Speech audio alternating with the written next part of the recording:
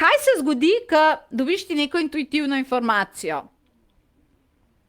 Da hočeš nekaj narediti, da si nekaj želiš, in potem to možgani rečejo, ja, prvo sekundo.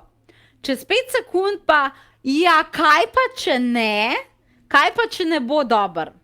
Pa ti rečeš, ok, če pa mogoče ne bo dober, pa tega ne bom naredila. In pol spet možgani, nova žogica. Ja, ampak čakaj, jaz si to, da želim, da narediš.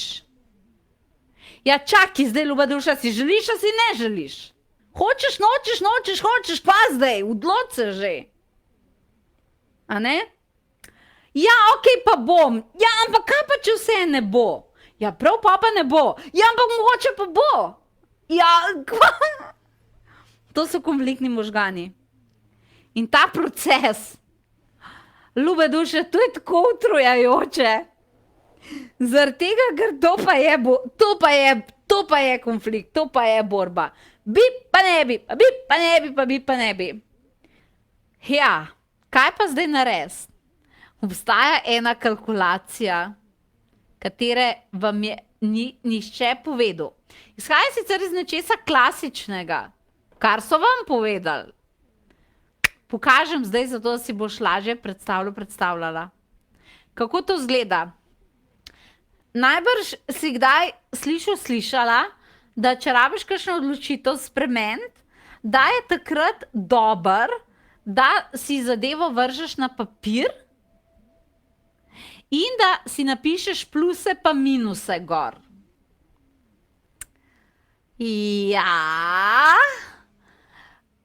pri nekaterih se ta metoda obrestuje že v originalni verziji, torej samo napišeš plus pa minus, kar smo tudi mi tukaj naredili, ampak vsem ta plus pa minus še vedno, tudi ko to metodo narediš, lahko še naprej fura svoja vprašanja. Joj, kaj pa če ne? Pa če sem ti kar napisala na list papirja. Obstaja nadgradnja te metode. Teta Kristi zdaj tebi to pokazala. In sicer, da ti prepričaš v neke možgane, tole je vaja. A ne? Seveda vedno potem ta pramožgani pa miselni impuls, meditacija lahko pomaga, tudi distres možganov, ampak to je vaja za na list papirja. Pazite, kako ta vaja gre. Veš, kako je pa pomaver? Majke mi to zelo vesela, kot novoletna smrekca. Recimo, tukaj sem zbrala nek primer, kar ga zadnje čase veliko slišam, zato sem ga dala noter v skripto. Recimo, želim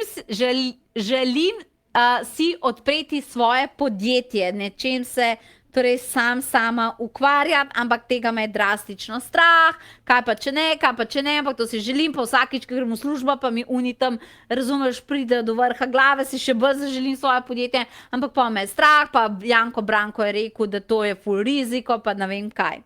Zdaj recimo primer, pač tega veliko slišim, in zato sem zbrala ta primer, kako narediš to vajo. Primer, želim si odpreti svoje podjetje, jaz sem samo par alinej dala, ti seveda to štekaš.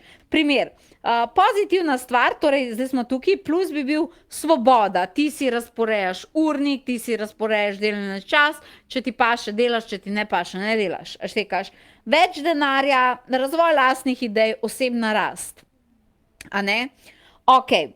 Minus bi bil pa, da podjetniki pravijo, da skozi delajo, torej da je več dela, neznan teren, ker ne veš, a ti bo ratalo ali ne, razumeš? Manj varnosti in manj prostega časa. Ta metoda pravi pa tako, da vsak plus pa vsak minus ponovno razdeliš na plus pa minus. To pomeni, da če imam jaz primer, plus, če imam svoje podjetje svobodo, hočem ugotoviti, ali ima svoboda samo plus. Primer, recimo pri meni, ko imam svoje podjetje, je ta svoboda, ki mi jo da moje podjetje, mi je samo plus. Torej jaz ne bi za svobodo našla noter minusa, zato ker jaz sem zelo samodiscipliniran človek. Meni to res ni problem. Poznam pa ljudi, ki imajo svoje podjetje in je svoboda problem. In je minus zaradi tega, ker jim nihče ne daje roke, nihče na njih ne pritiska in je večji manevrski prostor za lenobo. Torej, imajo ljudje, ki so težave z disciplino. V tem primeru, če bi jaz delala vajo, rečem, zame svoboda nima minusa, to pomeni, da minusa ne napišem. Če bi nekdo imel v svobodi minus, to pomeni, ful imam težave z disciplino, če meni nekdo ne reče, da nekaj moram narediti, ker če imaš svoje podjetje, pač te noben ne diktira, ok? In imam pol ful več lenobe, je to minus. Tak človek bi napisal minus. V tem primeru bi moja matematika tukaj bila glede svobode plus, pri njemu pa plus minus, razumeš? Na koncu sešteješ, koliko imam plusov in koliko imam minusov. Vseh na enem takem šeleshamarju. Če na koncu prideš, torej ne samo iz plus pa minusov, ampak na koncu, ker ti ne moreš vplivati na rezultat tega, ker recimo, če delam samo osnovno tabelo, jaz vem, da če klele napišem doklele dol plusov, pa doklele sestavim z minusi, že vem, da je plus, ampak to lahko kontroliram. Tega pa ne moreš, ker ne veš, koliko tega bo prišlo ven.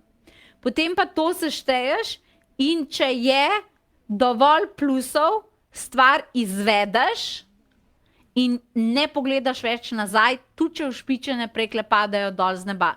Možganom rečeš, lej, kalkulacija je bila taka, to narediva in gremo v to in pika. Psufajo se, ne vem kaj, narediš to. Pa če te zvežejo, pa zlato tolčejo po glavi, narediš to samo zato, ker je ta kalkulacija to rekla. Če mene vprašaš, se bo dobro šlo. Okay? Če pa prideš do tega, da je ogromen minusov noter, pomeni, da možgani imajo predispozicijo, da se stvar ne konča pozitivno, v tem primeru je boljš dela torej to pucanje, prav-možgani in tako naprej, dokler ne prideš do kalkulacije plusa. Ker če imaš toliko zelo prestrašene možgane v nekih odločitvah in bova pri tej kalkulaciji prišli do ful minusov, potem ti bo najverjetneje ta minus šel tudi v manifestacijo, to potem ni dobra odločitev. Potem je boljše, da delaš najprej torej ta tečaj, se spucaš do konca, do amena in pol, ko so možgani že preprogramirani in prideš do, še enkrat narediš kalkulacijo in vidiš, da je plus, greš pol v to odločitev in to je najbolj varni izbor, katerega lahko narediš. Ali veš, da smo ljudje bitja na planetu Zemlja, katera imamo daleč največje mentalne sposobnosti? Kako hitro se razvijamo? Razvijamo se po idejah, po tehnološkem napredku, pa vendarle so naši možgani tudi tisti, ki gostijo tudi duhovni napredek. Vedno večje razmišljanje, vedno večja zavest, vedno večje sposobnosti manifestacije in tako dalje. To je tista dobra novica. Tista mogoče malce manj dobra je pa to, da ravno zaradi tega, ker se vse dogaja tako zelo hitro, se nam lahko zgodi, da se v možganih nabere preveč krame in balastne energije, ker tako zelo hitro se absorbiramo, včasih možgani samo ne znajo sortirati, kaj naj obdržijo in kaj je tisto, kar jim ne pride prav in jih bo v nekem trenutku obremenilo. Obdržati tisto, kar pride prav in duši in mentalu, je seveda nekaj, kar si želimo. Ampak razbremeniti se in nekako izločiti tisto, kar pa nikjer v tvojem življenju ne pride prav, je pa pametna odločitev. In če si želiš te pametne odločitve, naj ti povem, da obstaja v obliki tečaja, pa še rima se.